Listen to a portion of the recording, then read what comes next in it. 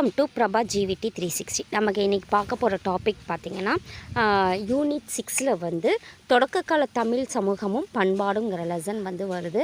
அதாவது 9th ஸ்டாண்டர்டில் வந்து இந்த லெசன் இருக்குது, 9th சோசியல் சயின்ஸில். ஓகேங்களா? இப்போ இதில் வந்து நம்ம பார்க்கலாம். வாங்க வீடியோக்குள்ளே போகலாம். தொடக்க கால தமிழ் சமூகமும் பண்பாடும் கிமு, அதாவது பொது ஆண்டு முன் 3ஆம் நூற்றாண்டுக்கு முன்பிருந்தே என்ன ஆகுதுன்னா தமிழ் பண்பாடு வந்து தோன்றியிருக்கு. வணிகம் வந்து பெருகிடுச்சு. அதேமாதிரி வணிகம் பெருகிறதுனால கடலோரத்தில் வந்து துறைமுகங்கள்லாம் வந்து ஆரம்பித்தது. அதனால் தமிழ்நாட்டில் வந்து முதல் நகரமயமாதல் வந்து உருவானுச்சு. வணிகம் பெருகிறதுனால துறைமுகம் இருந்தது, அதனால் முதல் நகரமாதல் வந்து உருவானுச்சு. அதனால் பார்த்திங்கன்னா தலைநகரம், துறைமுகம், நாணயங்கள், பணம் இது எல்லாமே வர ஆரம்பித்தது. தமிழ் பிராமி வந்து ஃபஸ்ட்டு தமிழ் மொழி வந்து எதில் வந்து எழுதப்பட்டுச்சு அப்படின்னு பார்த்திங்கன்னா தமிழ் பிராமி அப்படிங்கிற வரி வடிவத்தில் வந்து எழுதப்பட்டுச்சு. சான்றுகள், இதோட சான்றுகள்லாம் பார்த்திங்கன்னா அதாவது தொடக்க கால தமிழ் சமூகம் பண்பாடும் இதுக்கு வந்து பெரிய சான்றுகள் வந்து நமக்கு கிடச்சிருக்கு. அது எதை மூலிமா நம்ம தெரிஞ்சுக்கலாம் அப்படின்னு பார்த்திங்கன்னா செவ்வியல் தமிழ் இலக்கியங்கள், கல்வெட்டுகள், தொல்லியல் அகழாய்வு சான்றுகள், மற்றும் பண்பாட்டு பொருட்கள். அடுத்தது 4வது பார்த்திங்கன்னா தமிழ் அல்லாத மற்றும் அயல் நாட்டினரின் இலக்கிய குறிப்புகள் இருக்குது. ஃபஸ்ட்டு செவ்வியல் தமிழ் இலக்கியங்கள் பார்க்கலாம். தொல்காப்பியம், 17 மேல்கணக்கு நூல்கள், 17 கீழ்கணக்கு நூல்கள், ஐம்பெருங்காப்பியங்கள் இதெல்லாம் சங்க காலத்தில் தோன்றுச்சு. ஐம்பெருங்காப்பியம் சங்ககால மக்களின் வாழ்க்கை முறையை நன்கு அறிய உதவுது. எதுனா தொல்காப்பியம், 17 மேல்கணக்கு, 17 கீழ்கணக்கு, ஐம்பெருங்காப்பியங்கள்லாம் வந்து அந்த மக்களோட வாழ்க்கை முறையை தெரிய உதவுனா இருந்துச்சு. தொல்காப்பியத்தோட ஆசிரியர் பார்த்திங்கன்னா தொல்காப்பியர். இது ஒரு இலக்கண நூல். இதில் 3 பகுதிகள் இருக்குது. முதல் 2 பகுதி வந்து தமிழ் மொழியோட இலக்கணத்தை பற்றி சொல்லுது. 3வது பகுதி வந்து மக்களோட சமூக வாழ்க்கைக்கான இலக்கணத்தை வந்து கூறுது. 17 மேல்கணக்கு நூல்கள் பார்த்திங்கன்னா 8 தொகையும் 10 பாட்டும் 17 மேல்கணக்கு நூல்களாக இருக்குது. காலத்தால் முற்பட்ட இலக்கியங்கள். இது வந்து ஏன் 17 மேற்கணக்கு நூல்கள் அப்படின்னு சொல்கிறாங்கன்னா காலத்தால் முற்பட்ட இலக்கியங்கள் கொண்டதுனால இது வந்து 17 மேல்கணக்கு நூல்கள்னு சொல்கிறாங்க. 8 தொகையில் எந்தெந்த நூல்கள் இருக்குன்னா நற்றிணை, குறுந்தொகை, ஐங்குறு நூறு, அதாவது நற்றிணை, குறுந்தொகை, பரிபாடல், பதிற்றுப்பட்டு, ஐங்குறு நூறு, கலித்தொகை, அகநானூறு, புறநானூறு.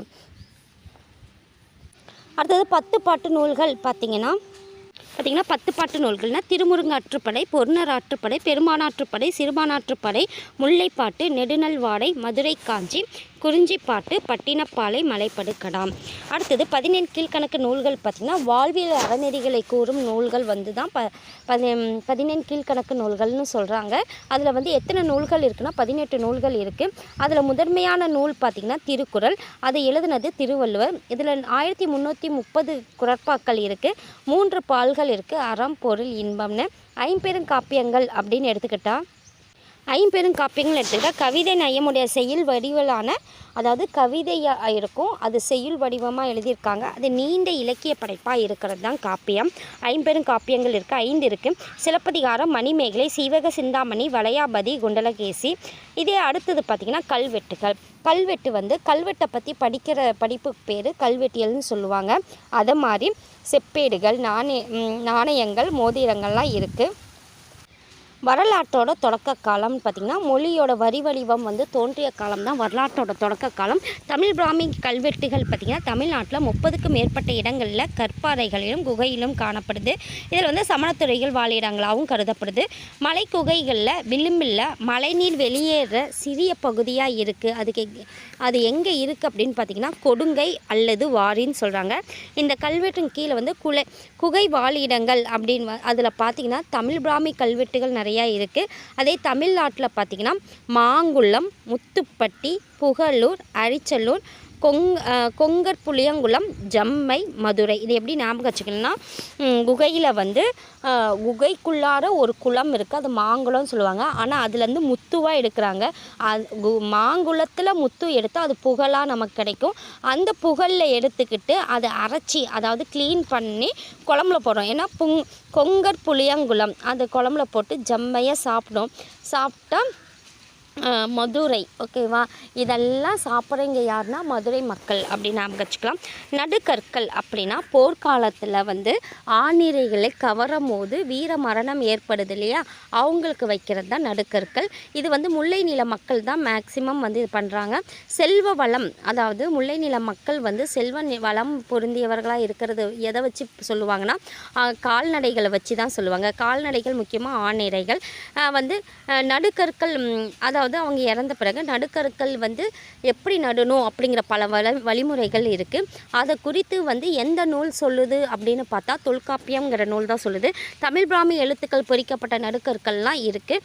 அது எங்கன்னா தேனி மாவட்டத்தில் புலிமான் கோம்பை அப்படிங்கிற தாதப்பட்டிங்கிற இடத்துலையும், புதுக்கோட்டை மாவட்டத்தில் பொற்பனை கோட்டை அப்படிங்கிற இடத்துலையும் வந்து இருக்குது. தேனி, அதாவது நடுவில் வந்து தேனை ஊற்றி அதில் புளி போட்டு கலந்து தாத்தாவுக்கு கொடுக்குறாங்களா அப்படின்னு வச்சுக்கோங்க. இது என்ன புதுசாக இருக்கே, பொற்பனை கோட்டை, அந்த தாத்தா அதை சாப்பிட்டுட்டு பொண்ணாக தராங்க அப்படின்னு நாங்கள் வச்சுக்கலாம். தாத்தாப்பட்டி புதுசாக இருக்குன்னு பொண்ணாக தராங்க அப்படின்னா புதுக்கோட்டை மாவட்டம் பொற்பனை கோட்டை. இதில் வந்து எந்த உருவமும் பொறிக்கப்படாது, அதே மாதிரி சிலைகளும் இருக்காது. சங்க காலத்தில் பிறகு பல்லவர் காலத்தில், சங்க காலத்துக்கு அப்புறமும் பல்லவர் காலத்துலேயும் நடப்பட்ட நடுக்கற்கள் வந்து முல்லை நிலப்பகுதியில் காணப்படுது. இது பார்த்திங்கன்னா சங்க காலத்துக்கு அப்புறமும் பல்லவர் காலத்திலும் வந்து கடம்பட்ட அந்த இது வந்து முல்லை நிலப்பகுதியில் காணப்படுதுன்னு சொல்கிறாங்க. அது எந்த இடம் அப்படின்னு பார்த்திங்கன்னா திருவண்ணாமலை மாவட்டத்தில் செங்கம் அப்படிங்கிற ஊரில் வீரர்களின் பெயர் பொறிக்கப்பட்ட வீரர்கள் உருவங்கள் வந்து செதுக்கப்பட்டிருக்கு.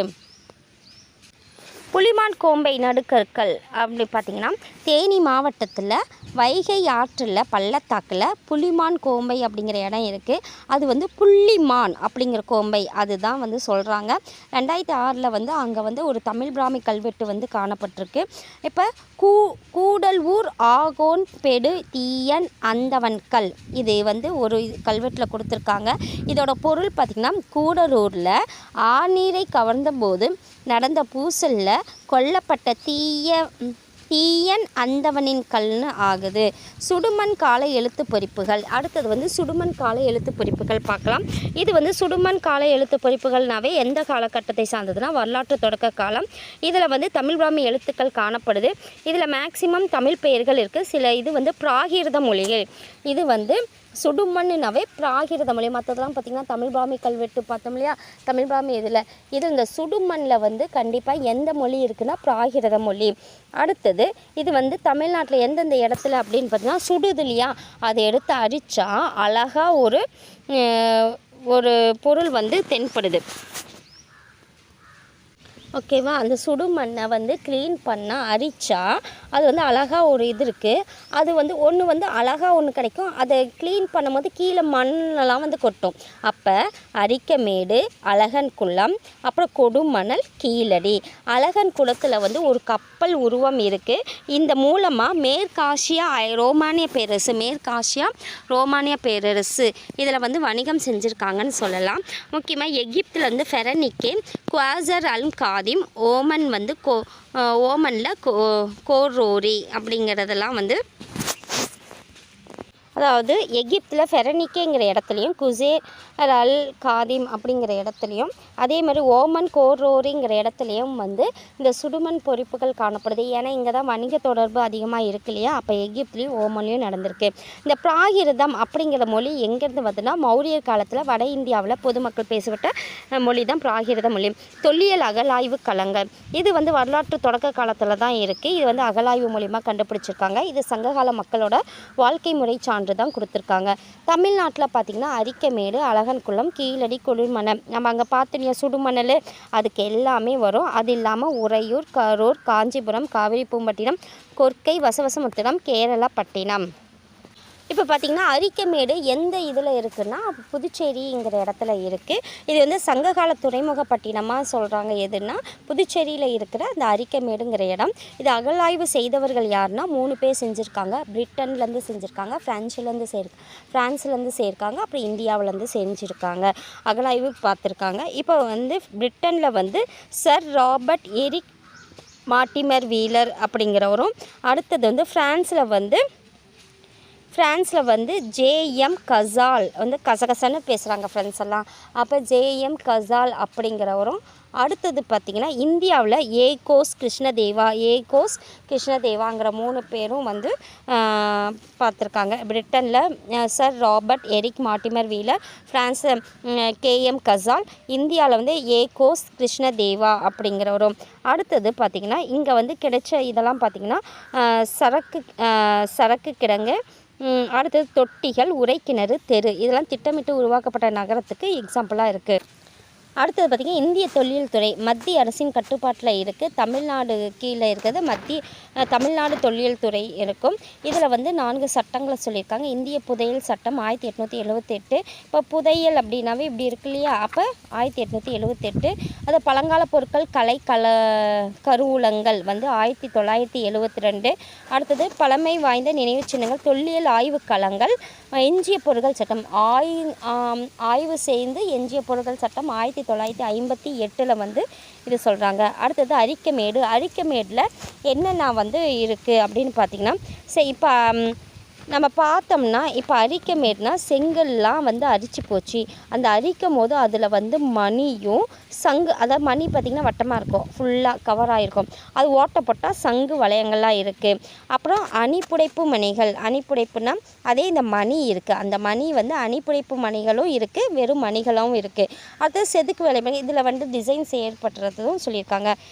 கேமியோ அல்லது இன்டாக்லியோ அப்படின்னு சொல்கிறாங்க.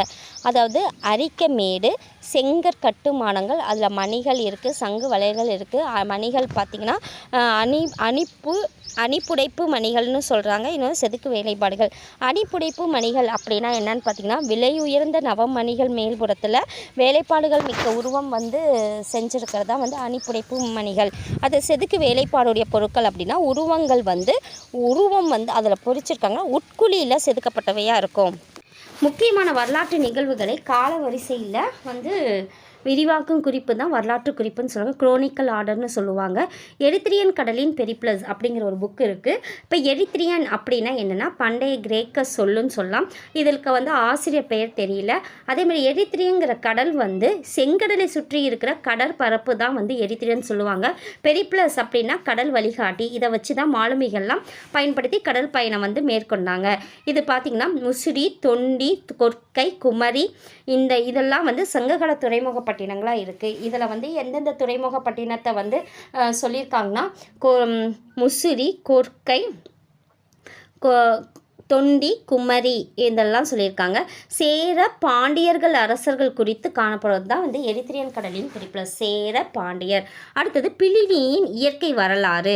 மூத்த பிளினி இவர் வந்து ஒரு ரோமானியர், எழுதியது வந்து ஒரு இயற்கை வரலாறுங்கிற நூல்.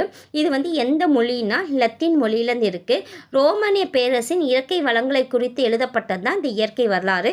இந்தியாவுடன் நடைபெற்ற மிளகு வணிகம், அதாவது பிழியிறாங்க அப்படின்னு ஞாபகம் வச்சுக்கலாம். அதாவது மிளகு வந்து சின்னதாக இருக்கும் இல்லையா, அதை வந்து எப்படி பிழிய முடியும், ஓகேங்களா, அது காரமாக இருக்கும் அப்படின்னு ஞாபகம் வச்சுக்கலாம். அப்போ இந்தியாவுடன் நடைபெற்ற மிளகு வணிகம் குறித்தும் வடகிழக்கு ஆப்பிரிக்காவில் அருகில் இருக்க, இப்போ மிளகுனாவே வெளிநாட்டவங்க வந்து இதுக்காக தான் வந்தாங்க இல்லையா. அப்போ வடகிழக்கு ஆப்பிரிக்கா அருகில் இருக்கிற ஓசல்ஸ் துறைமுகத்திலேருந்து பருவக்காற்று, அதாவது தென்மேற்கு பருவக்காற்று சரியாக வீசினால் 40 நாளில் வந்து இந்தியாவை வந்து அடைஞ்சிடலாம். இப்போ நம்ம பார்த்தது வந்து வடகிழக்கு ஆப்பிரிக்கா. இப்போ கேரளா இந்தியாவிலேயே பார்த்திங்கன்னா கேரளா கடற்கரையிலேருந்து பக்காரா அப்படிங்கிற வந்து துறைமுகம் இருக்குது. அந்த கட்டுப்பாட்டில் தான் இருந்தது அப்படிங்கிறது வந்து இந்த நூலில் சொல்லியிருக்காங்க. இது வந்து மதுரை பாண்டிய மன்னர்கள் வந்து குறித்தும் தற்கால பெயர்கள் வந்து இந்த பக்காராங்கிற பெயருக்கு வந்து தெரியல.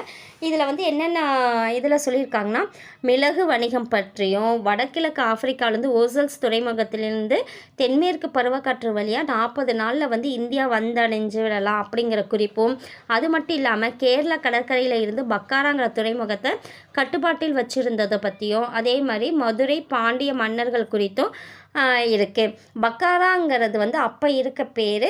இப்போ வந்து பக்காராங்கிறது கேரளாவில் கடற்கரையில் இருக்கிற ஒரு இடம், துறைமுகம். இப்போ அதோட பேர் வந்து தெரியல. இந்தியாவுடன் வந்து மிளகு வணிகம் பண்ணியிருக்காங்க. ரோமானிய நாட்டு செல்வம் வந்து எல்லாமே கரைஞ்சிருக்கு. எதனால்? மிளகுக்காக செல்வம் எல்லாம் கரைஞ்சிருக்குன்னு சொல்லியிருக்காரு. யாருன்னா பிளினி. தாலமியின் புவியியலில் 2ஆம் நூற்றாண்டில் ரோமரிய பேரரசின் புவியியல் அமைப்பு விவரங்கள் நிலப்படம் இதெல்லாமே வந்து தாலமியின் புவியியலுங்கிற நூலில் இருக்குது. இந்த ஆவணம் இதில் வந்து குறிப்பிட்டிருக்க துறைமுகங்கள் அப்படின்னு பார்த்திங்கன்னா காவிரி, பூம்பட்டினம், கொர்க்கை, கன்னியாகுமரி, முசிறி இந்த துறைமுகம் வந்து இருக்குது. இது வந்து காவிரி, பூம்பட்டினம், கொர்க்கை, கன்னியாகுமரி, முசிறிங்கிற துறைமுகப்பட்டினத்துலேருந்து குறிப்பிடுறாங்க. பியூட்டிகேரியனின் அட்டவணை ரோமானிய பேரரசின் சாலைகள் குறித்து விளக்கமான நிலப்படம் வந்து இருக்கிறது தான் பியூட்டிகேரியன் அட்டவணை. இது தமிழகமும் முசிறி துறைமுகப்பட்டினம் பற்றி சொல்கிறாங்க. அட்டவணை அப்படிங்கிறது வந்து ஒரு சாலைகள், எந்த சாலைனா ரோமானிய பேரரசோட சாலைகள் குறித்து விளக்கமான ஒரு நிழல் படம் தான் வந்து பியூட்டிகேரியனின் அட்டவணை.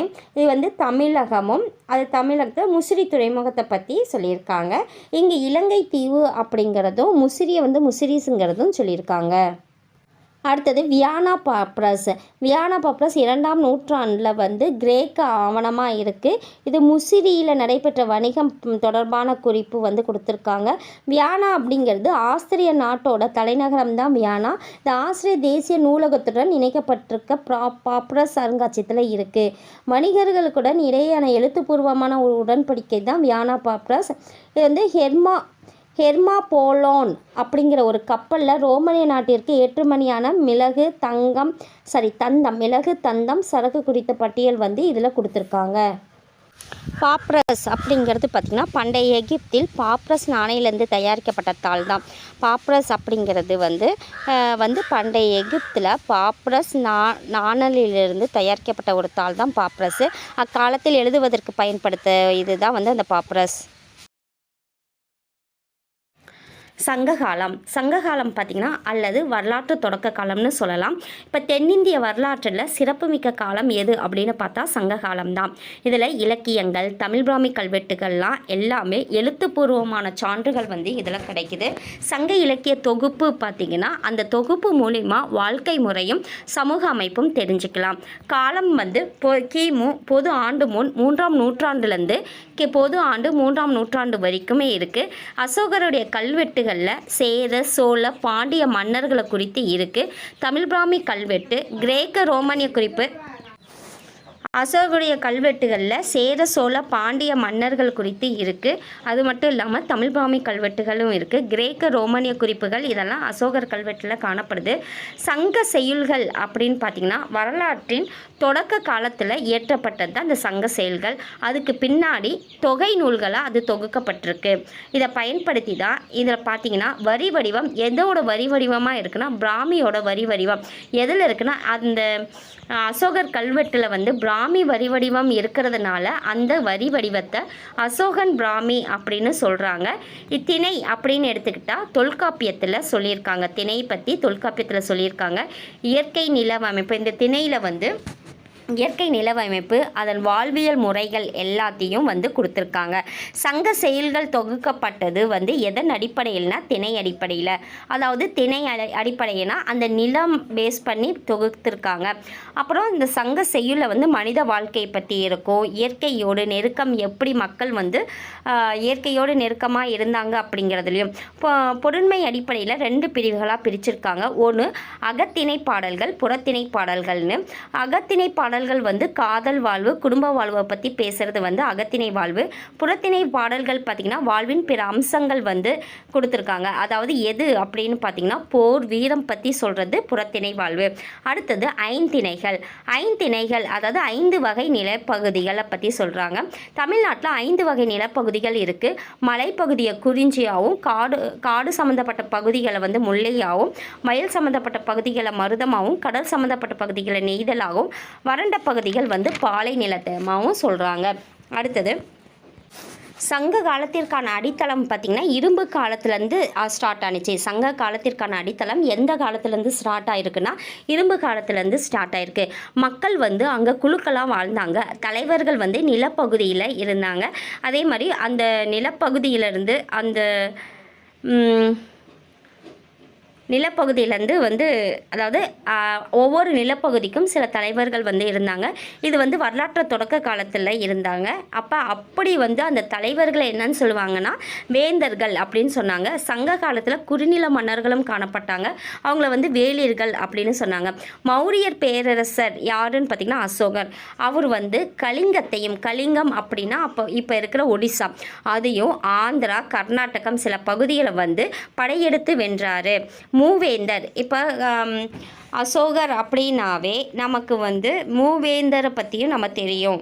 அப்போ சேர சோழ பாண்டியர் முன்னியில் இந்த காலத்தில் வந்து பெருநகரங்களும் துறைமுகங்களும் வந்து டெவலப் ஆனிச்சு. சேரர் அப்படின்னு எடுத்துக்கிட்டால் அசோகர் கல்வெட்டில் வந்து பாண்டியர்களுக்கும் அசோகர் கல்வெட்டில் பாண்டியர்கள் குறித்தும் என்ன இருக்குது. அப்போ சேரர் வந்து அசோகர் கல்வெட்டில் வந்து கேரள புத்திரர்கள் அப்படின்னு அழைக்கப்பட்டாங்க. இந்த கேரள புத்திரர்கள் அப்படிங்கிறது எந்த பகுதியை சேர்ந்தவர்கள்னா கேரளம் மற்றும் தமிழ்நாட்டோட மேற்கு பகுதியை சேர்ந்த மக்களை தான் வந்து சேரர்கள்னு சொன்னாங்க. இதோட தலைநகர் வஞ்சி, துறைமுகப்பட்டினம் முசிறி தொண்டி. தமிழ்நாட்டில் தற்போது கரூர் அப்படிங்கிற இடம் தான் வந்து வஞ்சின்னு சொல்கிறாங்க. இல்லை சில பேர் வந்து கேரளத்தில் திருவஞ்சைக்களம் அப்படின்னு சொல்கிறாங்க. 1010 வந்து சேரர் அரசர் குறித்து அதாவது 1010 நூலில் வந்து எந்த அரசர்கள் குறித்து சொல்கிறாங்கன்னா சேர அரசர்கள் குறித்தும் நாட்டோட எல்லைகள் குறித்தும் கொடுத்துருக்காங்க. சேர அரசர்கள் எந்த மாலையை அணிந்தாங்க அப்படின்னு பார்த்திங்கன்னா பனம்பூ அப்படிங்கிற மாலையை அணிந்தாங்க. 3 தலைமுறைகளை பற்றி வந்து சொல்லியிருக்காங்க. இதில் வந்து 1010 கரூரை அடுத்து புகழூரில் கல்வெட்டு ஒன்று கிடச்சிருக்கு. மன்னர்கள் வெளியிட்ட நாணயங்களும் கிடச்சிருக்கு. கரூரில் பக்கத்தால் இருக்கிற புகழூரில் கல்வெட்டுகள் கிடச்சிருக்கு. கரூரில் என்ன கிடச்சிருக்குன்னா மன்னர்கள் வெளியிட்ட நாணயங்கள் வந்து கிடச்சிருக்கு. சிலப்பதிகாரத்தோட தலைவி பார்த்திங்கன்னா கண்ணகிக்கு வந்து கோயில் கட்டினவர் யாருன்னு பார்த்திங்கன்னா சேரன் செங்குட்டுவன். இவர் வந்து சிலப்பதிகாரத்தை இயற்றியவர் இளங்கோவடிகளோட தம்பி தான் சேரன் செங்குட்டுவனோட தம்பி தான் இளங்கோவடிகள். இவரோட லட்சணை பார்த்திங்கன்னா வில்லும் அம்பும். ஓகேங்களா. சோழர் அப்படின்னு எடுத்துக்கிட்டால் காவிரி வடிநில பகுதியை இருக்குது. அந்த பகுதியை தான் வந்து சோழர் பகுதி, தமிழ்நாட்டோட வடப்பகுதி. இதோட தலைநகர் வந்து உறையூர். துறைமுகப்பட்டினம் காவிரி ஆறு வங்கக்கடலில் கலக்கிற இந்த பூம்புகார் அதாவது காவிரி பூப்பட்டினம் தான். இதை குறித்து வந்து சோழர்களை குறித்து வந்து எதை கொடுத்துருக்காங்க, அதாவது காவிரி பூம்பட்டினத்தை குறித்து வந்து எந்த நூல் எழுதியிருக்காங்கன்னா பட்டினப்பாலையில் எழுதியிருக்காங்க. அந்த பட்டினப்பாலையை எழுதியவர் கடியலூர் உருத்திரங்கண்ணனார். இவர் வந்து காவிரி பூம்பட்டினம் நடந்த வணிகம் வந்து பற்றி சொன்னது வந்து சிலப்பதிகாரத்தில் இருக்குது. இப்போ தலை சிறந்த மன்னர் அப்படின்னு எடுத்துக்கிட்டால் கரிகால சோழன் தான் தலை சிறந்த மன்னராக இருக்காங்க. காவிரி ஆற்றில் நீர்ப்பெருக்கத்தை திறம்பட பயன்படுத்தி பாசன வசதியை பெருக்கி பெரும் நிலப்பரப்பில் விவசாயம் தலைக்க வலை செய்த பெருமைக்குரியவர் யாருன்னா கரிகால சோழன் தான். பிற்கால சோழர்களின் காலகட்டம் பார்த்திங்கன்னா 10 முதல் 13ஆம் நூற்றாண்டு தான். இதை பிற்கால சோழர்களில் தலை சிறந்தவர் யாருன்னா கரிகால சோழன். இவர் வந்து பாசன நீர் மேலாண்மைக்கு வந்து முக்கியத்துவம் கொடுத்துருக்காரு. அதே மாதிரி பாண்டியர், சேரர் மற்றும் குடிநில மன்னர்களை வந்து எதிர்த்து போர் செஞ்சுருக்காரு. சோழர்களின் லட்சணை வந்து புலி, சதுர வடிவிலான செப்பு நாணயங்களை வந்து இருக்குது. அதில் வந்து முகப்பில் வந்து புலி உருவம் இருக்குது, மறுபுறத்தில் யானை உருவம். பாண்டியர்கள்னு எடுத்துக்கிட்டால் அசோகர் கல்வெட்டில் கொடுத்துருக்காங்க. பாண்டியரோட தலைநகரம் வந்து மதுரை. தென் தமிழகத்தை ஆண்டவர் யாருன்னா பாண்டியர்கள். தமிழ் சங்கத்தை நிறுவி ஆதரவு கொடுத்துருக்காங்க. போற்றுவது வந்து தமிழ் இலக்கியங்கள் வந்து போற்றுக. தமிழ் பிராமி கல்வெட்டு அப்படின்னு பார்த்தீங்கன்னா மாங்குளத்தில் காணப்படுது. அதில் வந்து பாண்டிய நெடுஞ்செழியனை பற்றி கொடுத்துருக்கு. மாங்குளத்தில் நெட்டையாக இருக்கிற மாங்காய் பிரித்து சாப்பிட்றான் அப்படின்னு ஞாபகம் வச்சுக்கலாம். அதாவது தமிழ் பிராமி கல்வெட்டு வந்து எங்கே கிடைச்சிருக்குன்னா மாங்குளத்தில் கிடைச்ச தமிழ் பிராமி கல்வெட்டில் யாரை பற்றி சொல்லியிருக்காங்கன்னா பாண்டிய நெடுஞ்செழியனை பற்றி சொல்லியிருக்காங்க. பாண்டிய மன்னர்கள் வந்து ஒரு 4 பேர் இருக்காங்க. நெடியோன், முடத்திருமாறன், பல்யாகச்சாலை, அப்புறம் முதுகுடும்பி பெருவழுதி. இவங்கெல்லாம் பாண்டிய மன்னர்களாக இருந்திருக்காங்க. நெடியோன், முடத்திருமாறன், பல்யாகச்சாலை, முதுகுடும்பி பெருவழுதி இவங்கெல்லாம் பாண்டிய மன்னர்கள். லட்சணை வந்து மீன். வேளிர் குடித்தலைமை அதாவது குடிநில மன்னர்களில் வந்து சொல்லுவாங்க வேளிர்னு. கடையேழு வள்ளல்கள் இருக்காங்க. பாரி, காரி, ஓரி, நல்லி, பேகன், அதியமான், ஆய். ஓகேங்களா. இது வந்து கொடைத்திறம் வந்து இலக்கியத்தில் வந்து இவங்களோட கொடைத்திறம் இலக்கியத்தில் காணப்படுது.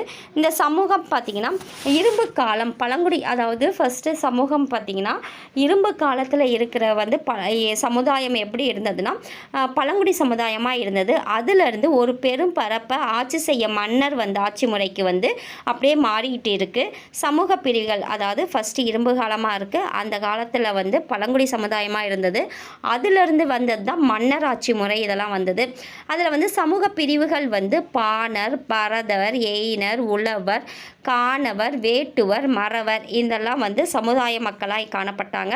உயர் பிரிவினர் யாருன்னா அரசர், குலத்தலைவர்கள், அந்தனர் வந்து பூசாரின்னு சொன்னாங்க. கைவினை தொழில் செய்பவர்கள், பானை செய்பவர்கள், உலோக வேலை செய்பவர்கள்லாம் இருந்தாங்க. வட இந்தியாவில் சாதி அமைப்பு முறை காணப்பட்டுச்சு. ஆனால் தமிழ்நாட்டில் வந்து அது வந்து சாதி முறை அந்த சமயத்தில் இல்லை. மாறாக ஐவகை நிலச்சூழல் மற்றும் செய்தொழில் அடிப்படையில் சமூக குழுக்களாக இருந்தாங்க. பெண்கள் பார்த்திங்கன்னா தாய், தலைவி, செவிலித்தாய், தோழி அப்படின்னு பற்பல இடங்களில் மகளிர் பற்றி செய்திகள் காணப்படுது. சங்க இலக்கியத்தில் பாணர் குல பெண்கள், நாட்டிய மகளிர், பெண்பார் புலவர்கள், அரச மகளிர் குறித்து இருக்குது. பாணர் குல பெண்கள், நாட்டிய மகளிர், பெண்பார் புலவர், அப்புறம் அரச மகளிர், ஐவங்க நிலை பகுதி சார்ந்த பெண்களும் இருக்காங்க. வெண்ணி அப்படிங்கிற ஊரை சேர்ந்த வெண்ணி குயத்தியார் பெண்பார் புலவரை பற்றி சொல்லியிருக்காங்க. மகளிர் திணைப்புணம் காத்தல், மகளிர் வந்து திணைப்புணம் காத்தல் குறித்தோ, உமனர் குலர் மகளிர் வந்து உப்பு விற்றது குறித்தோ பெண்கள் முதல்நிலை உற்பத்தியில் ஈடுபட்டாங்க. கணவரோடு உயிர் துறக்க முன் வந்தது. இதெல்லாம் அந்த காலகட்டத்தில் வந்து இருந்தாங்க. சங்க காலத்தில் பெண்கள் வந்து மேம்பட்ட நிலையில் தான் காணப்பட்டாங்க.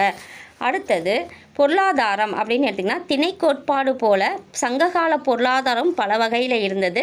உயிர் வாழ்க்கை தேவைக்கு வந்து எதை வந்து முதன்மையாக எடுத்து தொழில் செஞ்சாங்கன்னா வேளாண்மை தான்.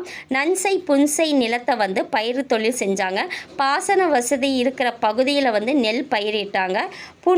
புன்சை நிலம் வந்து தானியங்கள், செந்நெல், வெண்ணெல், ஐவன நெல் அப்படிங்கிற பல வகை நெல்கள் வந்து இலக்கியத்தில் சொல்லியிருக்காங்க. அகழ்வாய்வு தாளில் வந்து நெல் இருந்திருக்கு. அது எந்த இடத்துல காணப்பட்டாங்கன்னா ஆதிச்சநல்லூர் பொருந்தல் இந்த இடத்துல ரெண்டுமே அகழ்வாய்வில் கண்டுபிடிச்சிருக்காங்க. வனப்பகுதிகளில் இடம் விட்ட இடம் மாறி சாகுபடி செய்யும் முறை வந்து புனம் செய்கிறாங்க. புனம்னு சொல்கிறாங்க. வனப்பகுதியில் இடம் விட்டு இடம் மாறி சாகுபடி செய்யும் முறையை வந்து புனம்னு சொல்கிறாங்க. பொருள் உற்பத்தி செய்யும் அமைப்புகள் வந்து தொழிற்கூடங்கள். ஒரு பொருளை வந்து உற்பத்தி செய்கிற அமைப்பை வந்து தொழிற்கூடங்கள்னு சொன்னாங்க. மக்களோட அன்றாட வாழ்வுக்கு பலவிதமான மட்கலங்கள் வந்து தேவைப்பட்டது. கலன் செய்கோ என்று அழைக்கப்பட்டவர்களால் உற்பத்தி செய்யப்பட்டன. அப்போ அந்த மட்கலங்கள் செய்பவர்களை வந்து களம் செய்கோ அப்படின்னு அழைக்கப்பட்டிருக்காங்க. பலவிதமான மட்கலங்கள் இருந்தது. கரிய நிறைத்தவை, செந்நிற வண்ணம் உடைய வெள்ளை கோடுகள், கருப்பு சிவப்பு நிறைந்தவை. கருப்பு சிவப்பு, அப்போ செந்நிறத்தில் வெள்ளைக்கோடு, கரிய நிறைத்தவை. பலவிதமான மட்கலங்கள் காணப்பட்டது. இரும்பு உருக்கு ஆலைகளும் இருந்திருக்காங்க. அது எங்கன்னா கொடுமணலும் குட்டூர் அப்படிங்கிற இடத்துலையும் இருக்குது. தங்கத்திலான அணிகலன் அப்படின்னு பார்த்தீங்கன்னா சங்ககால மகளிர் வந்து அணிஞ்சிருக்காங்க. நகைகள் வந்து செய்யப்பட்டுச்சு. எங்கேருந்து அப்படின்னா ரோமானியர்களோட நாணயத்திலேருந்து நகைகள் செய்யப்பட்டிருக்காங்க. ரோமானியர்களோட நாணயத்திலேருந்து நகைகள் செய்யப்பட்டாங்க. பொன்னை உருக்கும் ஆலைகள் வந்து இருந்திருக்கு. எங்கன்னா கேரளத்தில் பட்டணத்தில் வந்து பொன்னை உருக்கும் ஆலயம் வந்து இருந்திருக்கு. தங்க அணிகலன்கள் வந்து பொற்காலத்தை வந்து சேர்ந்த பெருங்கற்காலம் சேர்ந்த அகழாய்வு களங்களை வந்து இருக்குது. எங்கெங்கன்னா சுத்துக்கேணி, ஆதிச்சநல்லூர், கொடுமணல், அரிக்கமேடு, கீழடி, பட்டணம். இது வந்து எப்படி ஞாபகம் வச்சுக்கலன்னா தங்க அணிகள் ஃபஸ்ட்டு அந்த நாராக வந்து சுற்றி வைக்கிறாங்க. அது ரொம்ப நாளாக ஆதி காலத்துலேருந்து வச்சுருக்காங்க. ஆதிச்சநல்லூர். அப்புறம் அதை எடுத்துகிட்டு போய் மணலில் பொதிச்சு வைக்கிறாங்க. பொதிச்சோன்னா அது மேலே இருக்கிற டர்ட்டி இதெல்லாம் வந்து அரிச்சு எடுத்துட்டாங்க. அது கீழே போட்டுட்டு பட்டணத்தில் பண்ணுறாங்க. அடுத்தது கண்ணாடி மணிகள், சிலிக்கா மற்றும் பிற பொருட்களை உலையிலிட்டு உருக்கி நீண்ட சில குழல்களாக்கி பின்னாடி வந்து அவற்றை வந்து சிறு சிறு மணிகளாக நறுக்கினாங்க. சிலிக்கா, அதாவது கல்நாடி மணிகள் எப்படி இருக்குன்னா, சிலிக்கா மற்றும் வேறு பொருளை வந்து உலையில் உருக்கி வந்து ஒரு சின்னதாக சன்னமாக உருக்கி அப்புறம் அதை வந்து கட் பண்ணி மணியாக செஞ்சாங்க. இது வந்து அரிக்கமேடு கடலூர் அருகில் குடிக்காடு அப்படிங்கிற இடத்துல காணப்பட்டுச்சு. அந்த மணியை கடலில் போட்டு அரிச்சிடும் அப்படின்னு ஞாபகம் வச்சுக்கலாம். தங்கத்திலான தொங்கல் அணி வந்து பொருந்தலில் இருக்குது. தங்கத்திலான அணிகள் வந்து பட்டணம். முத்து கிடைச்சது வந்து கீழடியில். சங்குகளை அரித்து வளையல் செய்யும் தொழில் வந்து சங்க காலத்தில் காணப்பட்டுச்சு. பாம்பன் கடல் பகுதிகளில் சங்குகளை சேகரித்தாங்க. கைவினைகள் கலைஞர்கள் வந்து அவற்றை அழகுற அரைச்சி எடுத்து எழிலான வளையல்கள் வந்து செஞ்சாங்க. பெண்கள் சங்கு வளைகள் வந்து போட்டிருந்தாங்க அப்படிங்கிற சங்க இலக்கியங்களை காணப்பட்டுச்சு. நெல்மணிகளை பதித்து அடையாளமிட்ட சுடுமணலில் செய்யப்பட்ட அச்சு வந்து கீழடியில் கிடச்சிருக்கு. நூற்கும் கதிர்கள் துண்டு துணிகளும் கிடைத்த இடம் வந்து கொடுமணல். இலக்கியங்கள் வந்து அதாவது எந்த இலக்கியம்னா கலிங்கம் மற்றும் பிற வகை துணி வகைகளை பற்றி இலக்கியத்தில் இருக்குது. தமிழகத்தில் துணிகள் நெய்யப்பட்டது இதை குறித்த தகவல் வந்து பெரிப்ளஸ் அப்படிங்கிற இதில் சொல்லியிருக்காங்க. பருத்தியிலிருந்து நூலை எடுப்பதற்கு வந்து நூற்கும் கதிர்னு சொல்கிறாங்க. பண்டமாட்ட முறை காணப்பட்டது. தமிழ் பிராமி எழுத்துக்களில் வணிகர்கள் நிகாமா அப்படிங்கிற சொற்கள் வந்து காணப்பட. தமிழ் பிராமி கல்வெட்டில் வணிகன் நிகாமா. உப்பு வணிகர்கள் வந்து உமணர்கள்னு சொன்னாங்க. தன் குடும்பத்தோடு மாட்டு வண்டியில் சென்று வணிகம் செஞ்சாங்க. செம்மணி கற்கள் பதித்த வெண்கலத்தான புலி வந்து புலி உருவம் எதில் கிடச்சிருக்குன்னா கொடுமணலில் கிடச்சிருக்கு. கண்ணாடி மணிகள் பொருந்தல்ல. வெண்கல கிண்ணம் வந்து புதுச்சேரியில் ஆரோவில்ல வந்து பெருங்கற்காலத்தை சேர்ந்த வெண்கல கிண்ணம் வந்து கிடச்சிருக்கு. நூற்பூர் கதிர் வந்து பட்டணம். துணியும் நூற்கும் கதிர்கள் வந்து கொடுமணல். நன்கு வடிவமைக்கப்பட்ட யவனர்களின் கப்பல் வந்து தங்கம் பிற உலோக காசுகளுடன் முசிறி துறைமுகத்துக்கு வந்து மிளகை வந்து ஏற்றிக்கிட்டு போணுச்சு அப்படின்னு எதில் சொல்லியிருக்காங்கன்னா அகநானூற்று பாடலில் 149 அப்படிங்கிற அதாவது அந்த பாடலில் வந்து சொல்லியிருக்காங்க. கடற்பயணம் மேற்கொண்ட உதவிய வந்து களம் பற்றி தோணி, அதாவது ஓடம், களம் பற்றி ஓடம், தோணி, தெப்பம், நாவாய். ஓகேங்களா. பரிமாற்றம், அதாவது பண்டமாற்றம் வந்து இருந்தது. அரிசிக்கு பதிலாக மீன் வாங்கிட்டாங்க. அது உப்பு வந்து விலை மதிப்புடையதாக கருதப்பட்டுச்சு. உப்புக்கு பதிலாக அரிசிக்கு பதிலாக உப்பு. சங்க காலத்தில் சேர சோழ பாண்டியர்கள் மற்றும் மலையமான் ஆகிய அரசர்களின் நாணயங்கள் வந்து பெருமளவு வந்து கிடைச்சிருக்கு. தமிழ்நாட்டில் வெளிநாட்டு தொடர்பு வந்து இருந்திருக்கு. தமிழ்நாடும் வெளிநாட்டு தொடர்பும் வெளிநாடும் பார்த்திங்கன்னா கிழக்கிலும் மேற்கிலும் பல வெளிநாடுகளுடன் தமிழர்கள் வந்து வணிக தொடர்பு கொண்டாங்க. ரோமானிய கப்பல்கள் வந்து பருவக்காற்று வீசும் சமயத்தில் மேலை கடலான அரபிக்கடலை வந்து கடந்து தமிழக கடற்கரைக்கு வந்திருக்காங்க. மிளகு, யானை தந்தம், நவமணி தமிழ்நாட்டிலிருந்து ஏற்றுமதி செய்யப்பட்டது. மிளகு, யானை தந்தம், நவமணி, தங்கம், வெள்ளி, செம்பு வந்து இறக்குமதி செஞ்சாங்க. கிரேக்க, ரோமானிய, மேற்கு ஆசிய மக்கள் உள்ளிட்ட மேற்கத்தியர்கள் வந்து என்னன்னு சொல்கிறாங்கன்னா யவனவர்கள் அப்படின்னு சொன்னாங்க. கிரேக்க பகுதியான அயோனியாவிலிருந்து வந்திருக்காங்க. யவனருங்கிற வார்த்தை வந்து அயோனியா, கிரேக்க பகுதியான அயோனியாங்கிறதுலேருந்து வந்திருக்கு. 7.5 கிலோ மிளகு இருந்த இந்திய பானை தேக்கு, அப்புறம் 7.5 கிலோ மிளகு இருந்த இந்திய பானை, தேக்கு மரப்பலகை துண்டுகள், தமிழ் பிராமி எழுத்துக்கள் பொறித்த தமிழில் வந்து அதேமாதிரி பானை ஓடு, இது எல்லாமே செங்கடல் கடற்கரையில் உள்ள பெரனிக்கே வடப்பகுதியில் இன்னொரு துறைமுகம், அதாவது அந்த பெரனிக்கேங்கிற துறைமுகம், அதில் வடப்பகுதியில் ஒரு துறைமுகம் இருக்குது. குசேர் அல் காசிம் அப்படிங்கிற துறைமுகத்தில் இருக்குது. நம்ம முன்னாடியே பார்த்தோம் இல்லைங்களா. அது தமிழ் பிராமி எழுத்துக்கள் கொண்ட 3 சுடுமண் பானை துண்டுகள் அதாவது கிடச்சிருக்கு. இது பார்த்திங்கன்னா பனை ஓரி, கணன், சாதன் அப்படிங்கிறது எழுதியிருக்காங்க. பனை ஓரி, கணன் சொல்லி சாதன். மிளகு வைக்கப்பட்ட தமிழக பானைகள் வந்து எகிப்து ஃபெர்னிக்கேல வந்து கிடச்சிருக்கு. அடுத்தது வந்து அரியக்கல் ஒன்று, பெரும் பத்தன்கல் அப்படிங்கிற பெயரில் தாய்லாந்து நாட்டில் உள்ள குவான் லுக் பாட் அப்படிங்கிற இடத்துல வந்து இருக்குது. பெரும் பத்தன் என்பவரால் பயன்படுத்தப்பட்டிருக்கலாம் அப்படின்னு சொல்கிறாங்க. அவர் வந்து ஒரு பொற்கொள்ளராக இருந்திருக்கலாம் அப்படின்னு சொல்கிறாங்க. தங்கத்தை தங்கத்தோட தரத்தை வந்து அறிய உதவுற கல் தான் இந்த பெரும் பந்தன்கல் அப்படின்னு சொல்கிறாங்க. பத்தன்கல்னு சாத்தன் எண்ணெய் பொறித்த சுடுமண் துண்டுகள் காணப்பட்டுச்சு. இது வந்து பெரும் பத்தன்கல் அப்படின்னு குவான் லுக்பாட் தாய்லாந்துலேருந்து அதாவது நம்ம முன்னாடி பார்த்தோம்ல அதை தான் சொல்லியிருக்காங்க.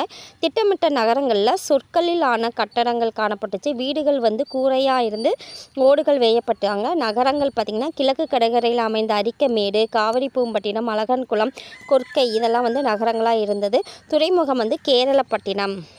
உள்நாட்டு வணிக மையங்கள் பார்த்திங்கன்னா காஞ்சிபுரம், உறையூர், கரூர், மதுரை, கொடுமணல். காஞ்சிபுரம், உறையூர், கரூர், மதுரை, கொடுமணல். திட்டமிட்டு திட்டமிட்ட வடிவமைப்பும் செங்கல் கட்டுமானங்களும் கொண்ட மக்கள் வந்து வசிப்பிடமாக அங்கே அது வந்து நகரம்னு சொன்னாங்க. வழிபாட்டு முறை பார்த்திங்கன்னா ஆவி வழிபாடு, மூதாதையர் வழிபாடு, வீரர்கள் வழிபாடு, சிறு தெய்வம் வழிபாடுலாம் காணப்பட்டுச்சு. 5 இணைகளும் உரிய வழிபாடு முறை கடவுள்களை வந்து தொல்காப்பியத்தில் பார்க்கலாம். குறிஞ்சி வந்து முருகன், முல்லை வந்து திருமால், மருதம் இந்திரன், நெய்தல் வந்து வர்ணன், பாலை வந்து கொற்றவை. தொல்காப்பியர் வந்து பிரித்து சொல்லியிருக்காரு. மக்கள் வழிபட்டது வந்து வீரமரணம் எய்திய வீரர்கள் தம் குல மூதாதையர்களையும் வழிபட்டாங்க. குகைகளில் காணப்படும் தமிழ் பிராமி கல்வெட்டுகள் வந்து சமணம் சமயம் வழக்கில் இருந்தமே தெரியுது. வேள்விகள் வந்து மேற்கொள்ளப்பட்டங்க சான்றும் இருக்குது. சில இடங்களில் புத்த சமயமும் காணப்பட்டுச்சு. அடுத்தது நுண்கலைகள். சமய சடங்குகளின் போது நிகழ்த்தப்படும் ஆட்டங்களில் ஒரு வகை ஆட்டம் தான் வெறியாட்டம். சமய சடங்குகளில் போது நிகழ்த்தப்படும் ஆட்டங்களில் ஒரு வகை ஆட்டம் தான் வெறியாட்டம். மகளிர் தன் கண்களுக்கு மை தீட்டுவதற்கு செம்பினால் ஆன மெல்லிய குச்சிகளை வந்து பயன்படுத்தினாங்க. கொடுமணலை பற்றி பார்க்கலாம். சங்க இலக்கியங்களில் வந்து 10 கொடுமணல் பற்றி சொல்லியிருக்காங்க. கொடுமணல் வந்து ஈரோட்டில் தமிழ்நாட்டில் ஈரோட்டில் பக்கத்தால் இருக்குது. இதில் என்னென்ன வந்து காணப்பட்டுச்சுன்னா பெருங்கற்கா, முதுமக்கள் தாலி இதை வந்து ஞாபகம் வச்சு மணலில் புதைச்சி வச்சுருக்காங்க. பெரிய பெரிய தாலி அதில் வந்து நோண்டி எடுக்கும் போது அதில் இரும்பும் மணிக்கற்களும் சங்கு வேலைப்பாடும் இருந்திருக்கு. ஓகேங்களா இல்லையா? மணலில் வந்து முதுமையான மக்கள் வந்து விளையாண்டுட்ருக்காங்க. அவங்க எதை வச்சு விளையாடுறாங்கன்னா இரும்பு, மணிக்கற்கள், சங்கு வேலைப்பாடுகள் நிறைந்தது விளையாண்டுட்ருக்காங்க. அவங்க வந்து தமிழ் பிராமி எழுத்துக்கள்லாம் பேசுவாங்க அப்படின்னு நம்ம வச்சுக்கலாம். மட்கள பொருட்கள் பெருங்கற்கால கல்லறை. அப்புறம் வந்து ஒரு காலகட்டத்தில் அவங்க இறந்துட்டாங்க. அதனால் குதிரையில் எடுத்துகிட்டு போகிறாங்க. குதிரை சேனத்தில் பயன்படும் இரும்பு வளையங்கள், அப்புறம் சங்கு வளையங்கள் உடைத்த பகுதி, அவங்க பயன்படுத்தின இதெல்லாம் தமிழ் பிராமி எழுத்துக்கள் கொண்ட குடுவை, செம்மணிகளால் செய்யப்பட்ட மணிகள், இது எல்லாமே அவங்க எலும்புக்கூடோடு எடுத்துகிட்டு போகிறாங்க அப்படின்னு நாம் வச்சுக்கலாம். பெருங்கற்கால முதுமக்கள் தாளிகள், இரும்பு, மணிக்கற்கள், சங்கு வேலைப்பாடுகள், தமிழ் பிராமி எழுத்துக்கள் கொண்ட 300க்கும் மேற்பட்ட மட்கள் பொறிப்புகள், பெருங்கற்கால கல்லறை, குதிரை கோலத்தில் பயன்படுத்தும் இரும்பு வளையங்கள், சங்கு வளையங்களின் உடைந்த பகுதியின் சங்கு. அடுத்தது தமிழ் பிராமி எழுத்துக்கள் கொண்ட குடுவை, செம்மணிகளால் செய்யப்பட்ட மணிகள், மனித எலும்புக்கூடு இதெல்லாம் வந்து கொடுமணலில் காணப்பட்டுச்சு. அடுத்தது கீழடி. கீழடி எங்கே இருக்குன்னா மதுரை பக்கத்தால் ராமேஸ்வரம் செல்கிற வழியில் வந்து நெடுஞ்சாலையில் சிலைமான் என்ற ஊருக்கு பக்கத்தால் இருக்குது. பள்ளி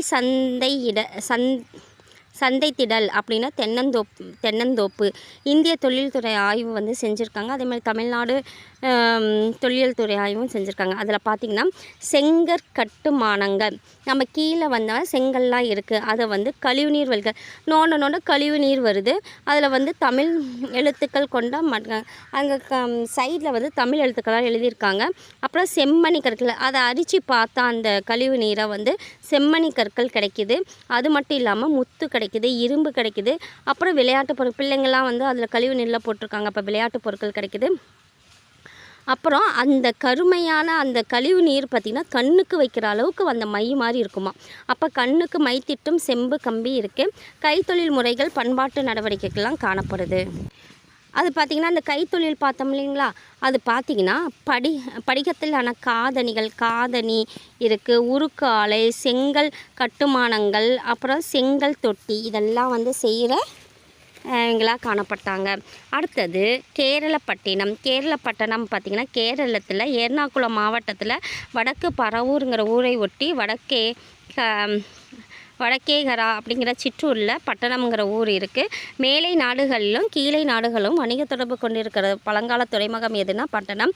அது வந்து மேற்காசிய பானை ஓடுகள் இருக்குது. ஒரே மரத்திலான படகு பகுதி இருக்குது. பச்சை கலந்த நீல வண்ண ஆடி குச்சி இருக்குது. இந்த மேற்காசிய பானை ஓடு இருக்குது. செதுக்கு மணிகள் செய்யப்பட்ட செம்மணி கற்கள் தங்க அணிகலங்களாக காணப்படுது. இரும்பு காலம் பொற்காலம் பெருங்கற்காலம் பார்த்திங்கன்னா இரும்பு காலம் அல்லது பெருங்கற்காலம் வந்து பொது ஆண்டு முன் 1300 பொது ஆண்டு முன் 300 வரைக்கும். பண்டைய வரலாற்று காலம் வந்து பொது ஆண்டு முன் 300 பொது ஆண்டு 300 வரைக்கும். அதுதான் சங்க காலம்னு சொன்னாங்க. சங்க இலக்கியங்கள் காலமும் அதுதான். தமிழ் பிராமி எழுத்துக்கள் முறையில் அறிமுகம் வந்து பொது ஆண்டு முன் 400 பொது ஆண்டு முன் 300 வரைக்கும். எரித்திரேன் கடலின் பெரிப்ளஸ் வந்து பொது ஆண்டு 1ஆம் நூற்றாண்டு. பிளினியின் இயற்கை வரலாறு பொது ஆண்டு 1ஆம் நூற்றாண்டு. பொது ஆண்டு 1ஆம் நூற்றாண்டு. தாளமீன் புவியியல் வந்து பொது ஆண்டு 2ஆம் நூற்றாண்டு. வியானா பாஸ்பரஸ் வந்து பொது ஆண்டு 2ஆம் நூற்றாண்டு. சங்கம் அறிவிய காலம் பொது ஆண்டு 300 பொது ஆண்டு 500 வரைக்கும் இது காணப்படுது. இதோட இந்த லெசன் முடிஞ்சது. நம்ம நெக்ஸ்ட் வீடியோவில் வந்து வேறு லெசன் பார்க்கலாம். இந்த வீடியோ பிடிச்சிருந்தால் லைக் பண்ணுங்கள், சப்ஸ்கிரைப் பண்ணுங்கள், ஷேர் பண்ணுங்கள். நெக்ஸ்ட் வீடியோவில் பார்க்கலாம். நன்றி.